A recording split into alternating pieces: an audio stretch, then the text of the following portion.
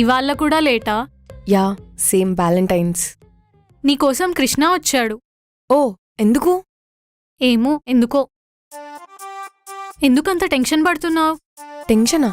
చిచ్చి, టెన్షనే. ఏమైందే? రమ్య, నీకో విషయం చెప్పాలి. ఏంటి?